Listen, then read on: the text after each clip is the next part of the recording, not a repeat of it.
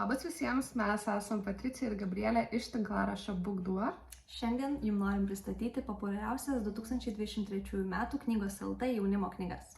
Todėl žiūrėkite toliau ir sužinokite, koks yra visas 10-tukas. Taigi pirmoji knyga šiame topė yra Skandaras ir Raitelio šmėkla. Tai yra antroji dalis knygų apie Skandarą serijoje ir joje pasakojame apie berniuką, kuris mokosi suvaldyti vienaragius. Tai šitoje istorijoje mes tęsiame Skandaro gyvenimą, jis dar labiau susipažįsta su vienaragiais ir sužino, kad galbūt jie nėra vien tik tai draugiški ir mieli padarai, kokie jis įsivaizdavo, kad jie yra, bet kartu yra ir nuožmus ir kartais gali naikinti, ne tik padėti. Tai antroji knyga yra Mariaus Marcinkevičiaus ir Linos Itagaki kūrinys Mergaitė su šautuvu ir ji ypač ypatinga savo išskirtinę istoriją, kurioje mergaitė tampa tikro Lietuvos partizanų būrio dalimi. O ši knyga išskirtinė dar savo absoliučiai nuostabiamis iliustracijomis, todėl tikrai patrauks tiek mažesnius, tiek šiek tiek vyresnius skaitytojus. Trečioji knyga yra Mariaus Čepulio Anakonda, kurioje žymus fotografas pasakoja apie įvairius pavojingus Lietuvos gyvius, kaip jų išvengti, kaip tvarkytis, jeigu jie įkanda. Ir ši knyga tinka ne tik mažiesiems, bet ir jų tėvams. Ir kartu, manau, skaitant ją galima atrasti labai daug naudingų tiek patarimų, tiek įvairiausių smagių faktų, kurių tikrai nežinojote apie Lietuvos gamtą. Ketvirtoji knyga yra Tamsos mokykla Varnų kaimas, tai yra pirmoji serijos dalis. Nuostabus pasakojimas apie internatinę mokyklą, kurioje nutinka daug įvairiausių šiurpulingų dalykų. Todėl tiems skaitytojams jaunesniems, kuriems patinka visokie šiek tiek mistiniai ir šiek tiek su siaubo prieskoniais pasakojimai, tai tikrai šitą vertėtų atkreipti dėmesį ir perskaityti ne tik tai pirmąją dalį, bet ir visą knygų seriją.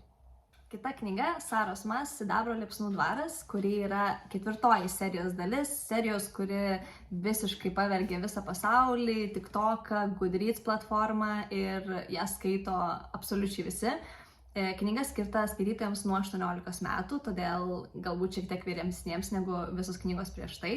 Ir joje vėl pilna intrigų, pilna aistros, pilna pavojų, todėl jeigu mėgstate šią seriją ir nesulaukėt sužinoti, kas bus toliau, griebkit šią knygą. Šeštoji šio topo knyga yra Hario Poterio burtininko almanachas. Aš asmeniškai su šia knyga ir esu labai gerai pažįstama, nes verčiau ją, todėl praleidau su ją labai daug laiko. Knyga skirta tikriems Hario Poterio gerbėjams, nes joje pilna pačių įvairiausių smulkmenų iš knygų ir iš filmų. Man teko labai kruopščiai ieškoti kiekvieno bibliotekos knygos pavadinimo, kuris buvo paminėtas kiekvienoje knygoje, ieškoti visų vertimų, tikrinti faktus ir net turėjau pereiti atranką, kad autorė pasirinktų mane būtent šios knygos vertėją. Todėl pats procesas buvo labai įdomus ir tikiuosi, kad knyga irgi gavosi ne ką mažiau įdomi. Tad jeigu esat Hario Poterio gerbėjai, tai būtinai ją perskaitykit ir neabejoju, kad sužinosit kažką naujo arba prisiminsit senus gerai žinomus faktus. Geros naujienos Saros Mas gerbėjams, nes šiame tope dar viena knyga yra pirmoji serijos dalis Stiklo sostas. Tai šiek tiek vyresniems skaitytojams nuo 14 metų fantastinė maginė istorija, kuri tikrai jau pavergė pasaulio skaitytojus, tapo visišku bestselleriu ir neabejojame, kad ir Lietuvoje sulauks tokio pasisekimo, nes žinoma ir šiek tiek meilės, ir šiek tiek aistros, ir visokiausių paslapčių, bei nuostabiai Saros Mas kuriamas fantastinis pasaulis.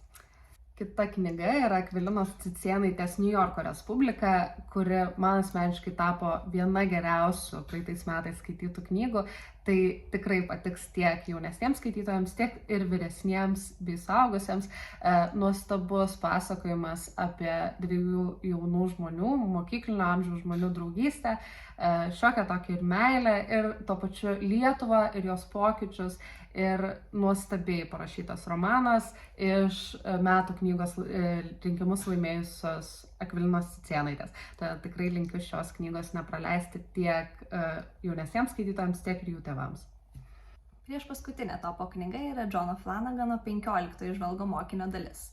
Kaip jau suprantat iš dalių skaičiaus, ši knyga ir ši serija yra populiari tiek tarp skaitytojų užsienyje, tiek ir Lietuvoje. Jie labai laukia naujų dalių ir nori sužinoti, kas įvyks toliau. Šioje knygoje netrūksta nei nuotykių, nei kelionių, nei paslapčių, todėl griebkit ją. Ir 10 topo knyga, tai puikus pasirinkimas paaugliams, Paveldėtojų žaidimų serijos 3 knyga, Paskutinis gambitas.